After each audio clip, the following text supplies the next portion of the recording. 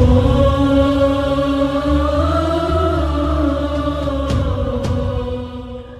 حول ولا قوة إلا بالله العلي العظيم.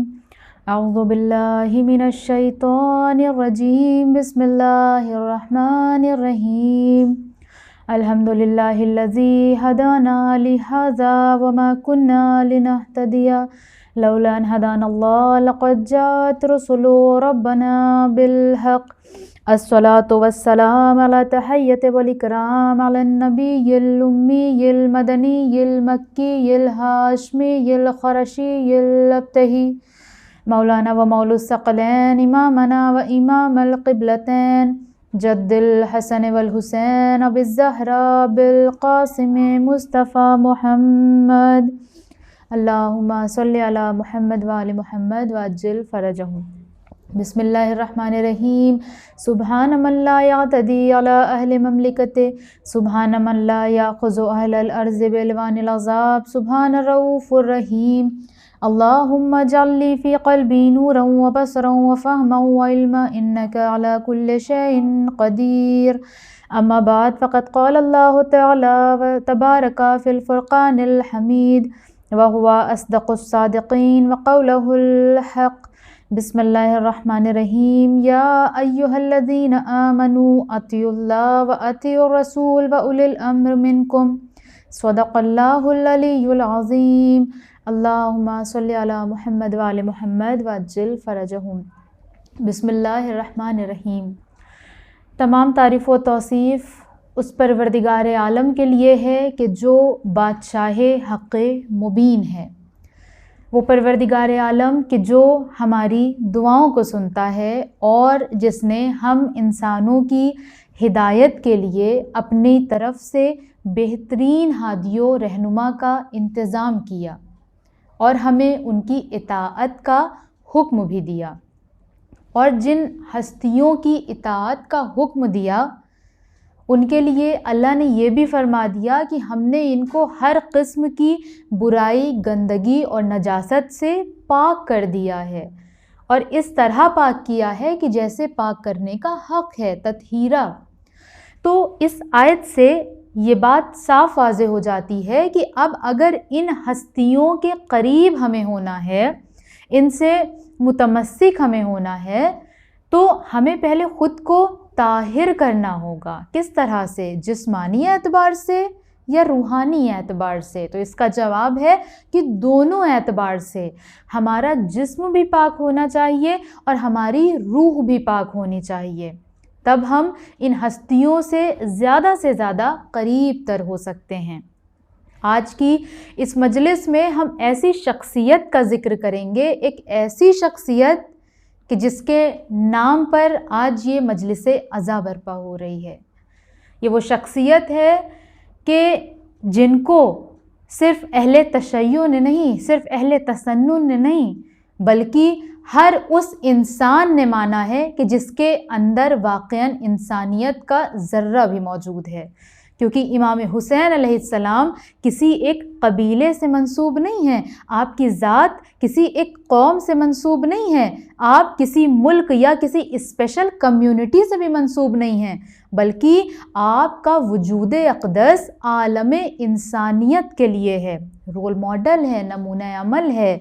آج بھی کتنے ایسے لوگ ہیں کہ جو نان مسلم ہیں لیکن امام حسین علیہ السلام پر ایمان رکھتے ہیں، امام حسین علیہ السلام کو اپنا رول ماڈل مانتے ہیں، اپنی آنکھوں کو نم کرتے ہیں امام حسین علیہ السلام کے لیے.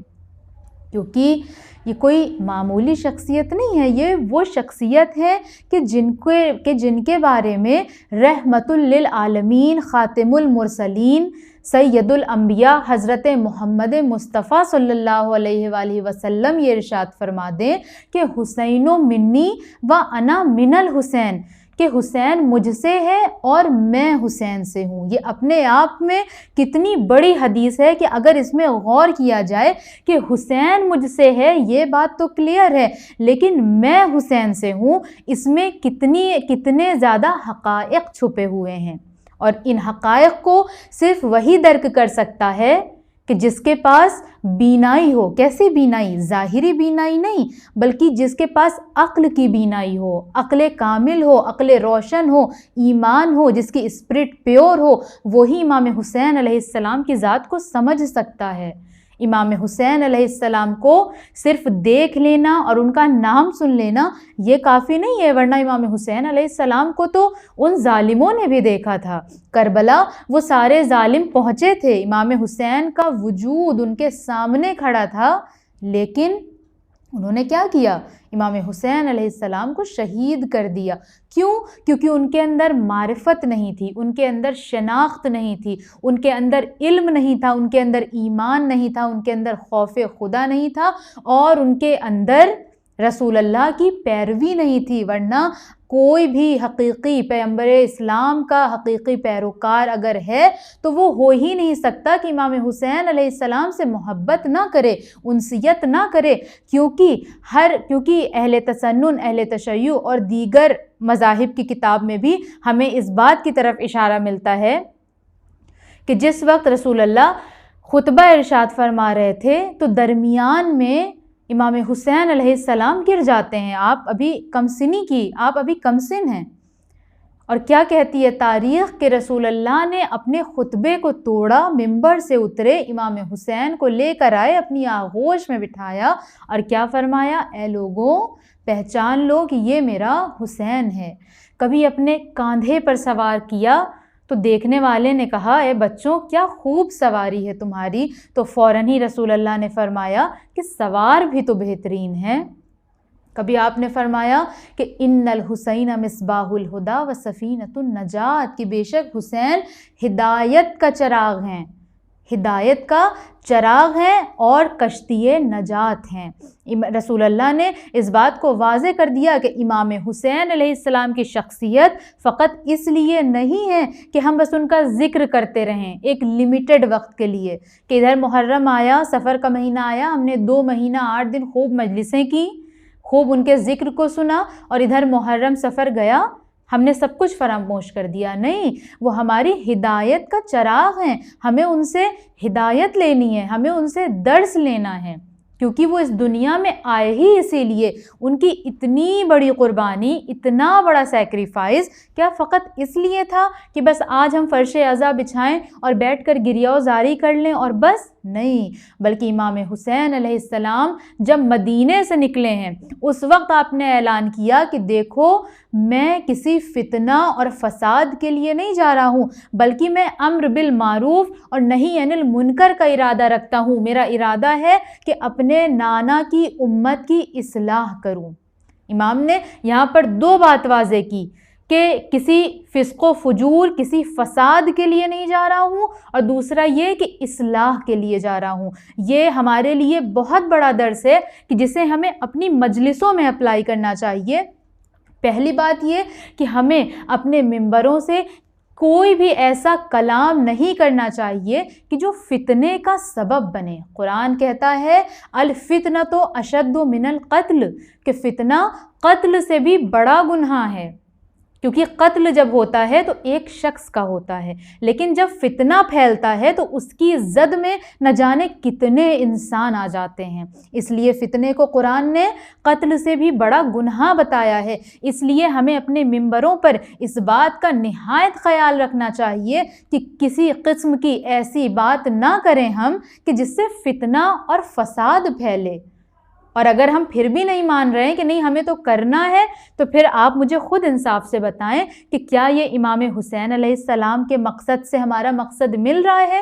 کیا یہ امام حسین کی زندگی ہمیں یہ درس دے رہی ہے؟ نہیں، بلکہ ابھی تو آپ کربلا پہنچے بھی نہیں۔ کربلا پہنچنے سے پہلے ہی آپ نے اپنے چاہنے والوں کو اور عالم انسانیت کو یہ پیغام دے دیا کہ دیکھو میں فتنہ اور فساد کے لیے نہیں جا رہا۔ تو اب جب آج انہی امام کے نام پر مجلسیں ایجاد کی جا رہی ہیں تو ہمیں اس بات کا خیال رکھنا ہے کہ ہماری مجلس میں کوئی فتنہ اور کوئی فساد پیدا نہ ہونے پائے۔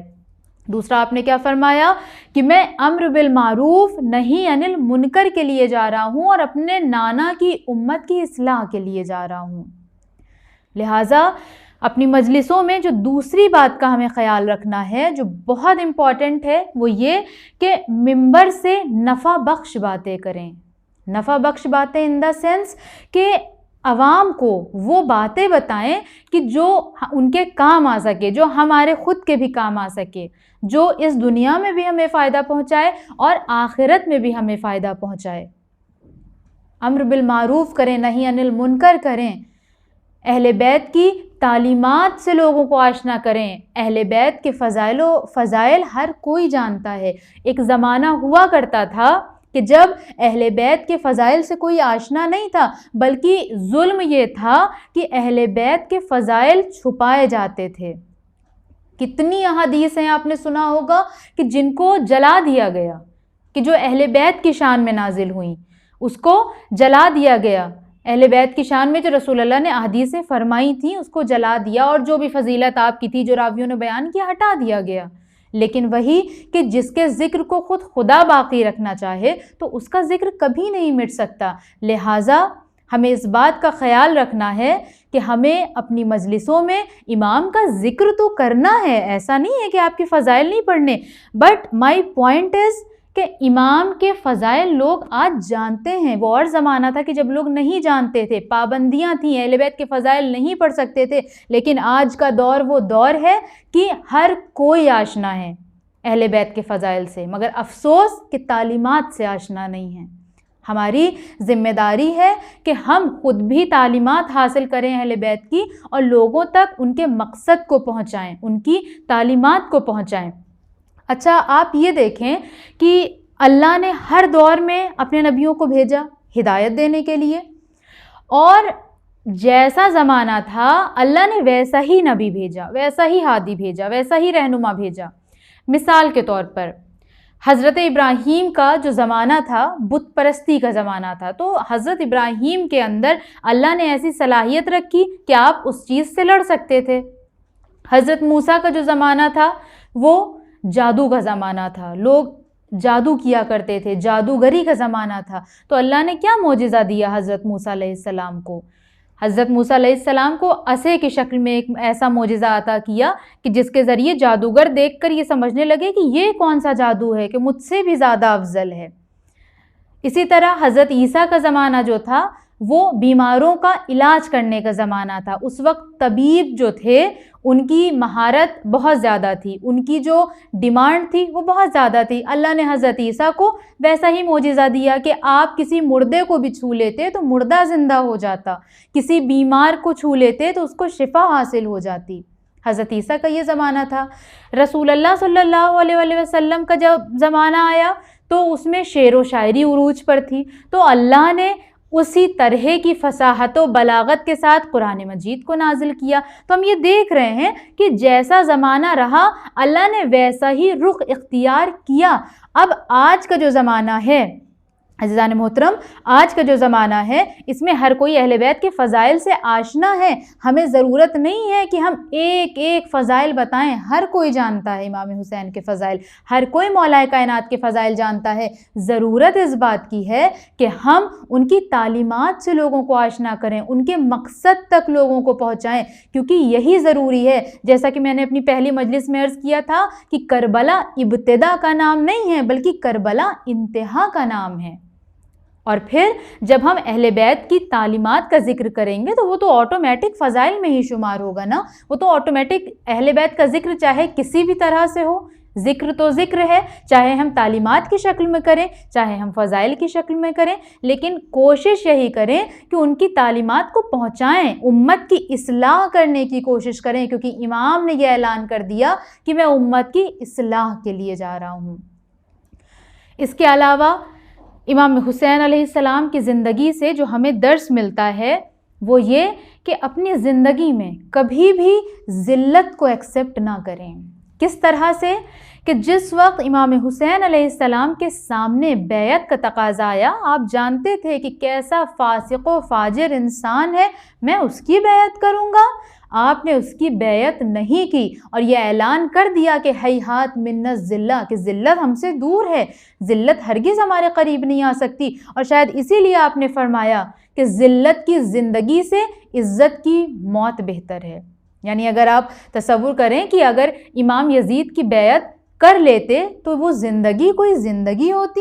ہرگز نہیں. ایک فاسق و فاجر کی بیعت کبھی جائز ہی نہیں تھی، اور پھر فرزند رسول کیسے کر سکتے تھے؟ اس لیے امام حسین علیہ السلام نے موت کو پرائیورٹی دی، شہادت کو پرائیورٹی دی، لیکن اس ذلت کی زندگی کو پرائیورٹی نہیں دی. لہٰذا اپنی زندگی کے کسی بھی موڑ پر اپنی لائف کو کسی ایسے فیز پر لا کر کھڑا نہ کریں کہ جس سے ہم ذلیل ہو رہے ہوں، جس سے ہم رسوا ہو رہے ہوں. اور ایک امام کا قول ہے، امام حسن عسکری علیہ السلام کا، کہ کبھی بھی اس راہ پر نہ جاؤ کہ جہاں تمہیں ذرا خوف بھی ہو کہ یہاں پر تمہاری رسوائی ہوگی، یہاں پر تمہاری ضلالت ہوگی. کیونکہ مومن کا عزت نفس از ویری امپورٹنٹ. اللہ کو سب سے زیادہ اگر کچھ پسند ہے تو وہ یہ کہ مومن اپنی عزت نفس کی حفاظت کرے. اس کے علاوہ کہ کبھی بھی حق کا ساتھ نہ چھوڑیں اور حق شناس بنیں. دیکھیں، حق کا ساتھ ہم تب نہیں چھوڑیں گے کہ جب ہم حق شناس بنیں گے. ہمیں حق پہچاننا آئے گا. پہلے ہم اپنے اندر اتنی صلاحیت پیدا کریں کہ ہمیں یہ پتہ ہو کہ حق کیا ہے، ناحق کیا ہے، حق کیا ہے، باطل کیا ہے. بہت سے مقام پر ایسا ہوتا ہے، میرے ساتھ بھی ہوتا ہے، اور لوگوں کو بھی آپ نے کہتے سنا ہوگا، اگر دو لوگوں میں کسی قسم کی کوئی کنٹروورسی ہو گئی ہے، کوئی لڑائی جھگڑا ہے، اور ان دونوں میں سے اگر ایک پرسن آ کر بات کرے گا تو ایسا لگے گا یہ بھی صحیح کہہ رہے ہیں، اور جب دوسرا پرسن آ کر بات کرے گا تو لگے گا یہ بھی صحیح کہہ رہے ہیں. اور اکثر ہم اس بات کا ذکر بھی کرتے ہیں کہ کس کو صحیح مانیں، یہ بھی صحیح کہہ رہے ہیں، وہ بھی صحیح کہہ رہے ہیں. یہ پاسبل نہیں ہے کہ وہ بھی صحیح ہوں اور وہ بھی صحیح ہوں، کیونکہ دو لوگوں میں صحیح فقط ایک ہوتا ہے. اور یہ ہماری عقل پر ڈیپینڈ کرتا ہے کہ ہم کتنے حق شناس ہیں، ہم کس طرح سے حق کو سمجھ سکتے ہیں، ہم کس طرح سے حق کو پہچان سکتے ہیں. اور وہی ہوا کہ جب امام حسین علیہ السلام کے سامنے حق اور باطل ایک ساتھ آ کر کھڑے ہوئے تو چونکہ امام صاحب حق ہیں، امام اس کے فرزند ہیں کہ جو جدھر جاتا ہے حق اس کے پیچھے پیچھے جاتا ہے، تو امام نے باطل کو آئینہ دکھایا اور حق کے ساتھ کھڑے ہو گئے اور حق کی راہ میں اپنا سب کچھ قربان کر دیا. جیسا کہ امام علی علیہ السلام نے وصیت میں فرمایا تھا، امام حسن اور امام حسین علیہ السلام کو جب آپ نے وصیت کری تھی تو آپ کی وصیتوں میں سے ایک وصیت یہ تھی کہ دیکھو بیٹا، حق کے راستے میں چاہے کتنی ہی مشکلات کیوں نہ ہو اس میں کود جانا اگر تم حق کے راستے پہ ہو. لہٰذا اگر ہم حق کے راستے پر ہیں تو چاہے کتنی ہی مشکلات کیوں نہ آ جائیں، اگر ہمیں پتہ ہے ہم صحیح ہیں خدائی اعتبار سے، شریعتی اعتبار سے، تو پھر ہمیں حق کا راستہ کبھی بھی نہیں چھوڑنا چاہیے. اس کے علاوہ کہ ہمیں موت کو سمجھنا چاہیے، کیونکہ اس دنیا میں ظاہر سی بات ہے ہر کوئی موت سے ڈرتا ہے. موت ایک ایسی چیز ہے، کوئی انسان موت کو نہیں پسند کرتا، ہر انسان ڈرتا ہے موت سے. لیکن موت تو ایک نہ ایک دن آنی ہی ہے. اگر کربلا والے موت سے ڈر جاتے تو کیا وہ اتنا بڑا کارنامہ انجام دے پاتے؟ نہیں. کربلا والے موت کی حقیقت کو جانتے تھے. وہ جانتے تھے کہ موت فنا کا نام نہیں ہے بلکہ موت بقا کا نام ہے، اور وہ بھی ایسی موت کی جو شہادت کے فیز میں ہو، جو ایسی شہادت جو اتنی عظیم تر ہو، تو اس کا کیا عالم ہوگا. لہٰذا جب انسان حق کے راستے پر چلتا ہے، صحیح راستے پر چلتا ہے، تو اس کے سامنے بہت سی مشکلات آتی ہیں. اس میں سے ایک موت بھی ہے. موت وہ آخری چیز ہوتی ہے کہ دشمن جس کے لیے ہمیں دھمکی دیتا ہے کہ اگر تم نے نہیں کیا تو ہم تمہاری جان لے لیں گے، اور یہیں پر اچھے مضبوط ترین انسان بہک جاتے ہیں، کیونکہ ہر انسان کو اپنی زندگی سے پیار ہوتا ہے. لیکن اگر موت کی حقیقت سے ہم آشنا ہوں تو ہم ہرگز بھی راہ راست سے نہیں بھٹکیں گے، کیونکہ موت خدا سے ملاقات کا نام ہے. اس کے علاوہ ہم دیکھتے ہیں کہ کربلا میں ہمیں مساوات یعنی ایکویلٹی نظر آتی ہے کہ امام حسین علیہ السلام نے کس طرح سے ایکویلٹی کی، کہ وہ مساوات کا علم بردار، کہ جس نے اپنے زانوں پر اگر حضرت عباس، حضرت علی اکبر کا سر رکھا تو اسی زانوں پر حضرت حر کا سر رکھا، حضرت جون کا سر رکھا، حضرت وہب کلبی کا سر رکھا. کوئی بھی فرق آپ نے نہیں کیا. اس لیے ہمارے لیے بھی ضروری ہے کہ جب ہم مولا کے نام پر مجلس کر رہے ہیں تو ہم کسی میں فرق نہ کریں. ہرگز یہ چیز کہیں سے بھی درست نہیں ہے، اس سے ہمارے امام کو اذیت ہوگی. کوئی بھی شخص اپنے حسب نسب سے افضل نہیں ہوتا بلکہ اپنے اعمال سے افضل ہوتا ہے۔ لہٰذا کسی کو اس کے حسب نسب، اس کے مذہب کی وجہ سے کبھی بھی اس کو ذلیل نہ کریں، بلکہ ہر انسان کے پاس عزت نفس ہوتی ہے اور اس کو وہی عزت دیں، وہی مساوات دیں جو بقیہ کو دیتے ہیں، کہ جس طرح سے کربلا میں امام حسین علیہ السلام نے ہمیں یہ کر کے دکھایا۔ عزیزان محترم، امام حسین علیہ السلام کا تو اخلاق ایسا تھا کہ جب آپ کے سارے عزیز و اقارب شہید ہو گئے تو آپ جب میدان میں آئے ہیں تو آپ نے پہلے ایک خطبہ دیا اور ان لوگوں کو مخاطب کر کے کہا کہ اگر تم ابھی بھی توبہ کر لو تو میں تمہاری توبہ کو معاف کر دوں گا۔ ہمارا سلام ہو حسین ابن علی پر کہ جس کا عباس جیسا بھائی چلا گیا ہو، جس کا اکبر جیسا جوان بیٹا چلا گیا ہو، وہ یہ کہے کہ تم اگر ابھی بھی راہ راست پر آ جاؤ تو ہم تمہیں معاف کر دیں گے۔ کیوں؟ کیونکہ امام کے لیے اصلاح امپورٹنٹ ہے کہ امت کی اصلاح ہو جائے، میں رہوں یا نہ رہوں، میرے گھر والے رہیں یا نہ رہیں، لیکن یہ امت فلاح پا جائے، نجات پا جائے۔ اور اسی امت کی فلاح اور نجات کے لیے، اسلام کی بقا کے لیے، اگر امام حسین علیہ السلام کو اپنا کڑیل جوان اکبر دینا پڑا تو وہ بھی آپ نے خوشی خوشی دیا۔ عزادارو، اگر کسی کا بیٹا جوان ہو جائے تو اسے اپنے بیٹے سے بڑی امیدیں ہوتی ہیں، بڑی ڈھارس ہوتی ہے، اس کے دل میں ایک خوشی ہوتی ہے اپنے بیٹے کو دیکھ دیکھ کر کہ میرا بیٹا جوان ہو گیا ہے۔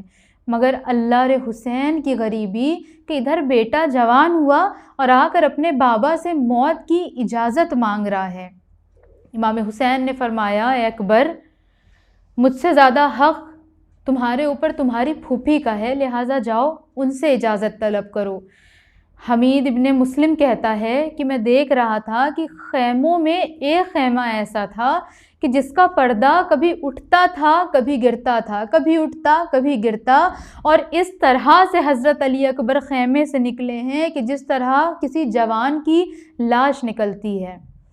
اس کے بعد آپ امام حسین علیہ السلام کے پاس آئے۔ امام حسین نے اپنے ہاتھوں سے حضرت علی اکبر کو تیار کیا، گھوڑے پر سوار کیا اور ایک عجیب جملہ فرمایا آسمان کی طرف دیکھ کر کہ پروردگارا گواہ رہنا، اب میں میدان میں اس کو بھیج رہا ہوں کہ جو صورت میں، سیرت میں، رفتار میں، کردار میں، گفتار میں تیرے رسول کا شبیہ ہے۔ حضرت علی اکبر میدان میں آئے جنگ کی کہ کسی نے چھپ کر آپ کے سینے پر ایسا نیزہ مارا کہ آپ سے گھوڑے پر سنبھلا نہ گیا، اور آپ نے آواز دی، اے بابا، اکبر کا آخری سلام قبول کیجئے۔ عزادارو، جو بھی شہید میدان میں گرا ہے، کسی نے یہ نہیں کہا کہ آخری سلام قبول کیجئے، بلکہ ہر کسی نے مولا کو مدد کے لیے بلایا، مگر علی اکبر جانتے تھے کہ اب میرا بابا اکیلا ہے، اب میرے بابا کو کوئی سہارا دینے والا نہیں ہے، اس لیے حضرت علی اکبر نے فرمایا، اے بابا، میرا آخری سلام قبول کیجئے۔ ادھر حسین نے حضرت علی اکبر کی آواز سنی، آپ دوڑتے ہوئے میدان قتال میں آئے، کیا دیکھا کہ جوان بیٹا ایڑیاں رگڑ رہا ہے، اپنے زانو پر حضرت علی اکبر کے سر کو رکھا، کچھ گفتگو ہوئی اور اس کے بعد حضرت علی اکبر کی روح جنت کو پرواز کر گئی۔ ایک مرتبہ امام حسین علیہ السلام نے آسمان کی طرف دیکھا اور حضرت علی اکبر کے سر پر ہاتھ رکھ کر فرمایا، اے بیٹا اکبر، تمہارے بعد اس زندگانی دنیا پر خاک ہے، الا لعنت اللہ علی قوم الظالمین۔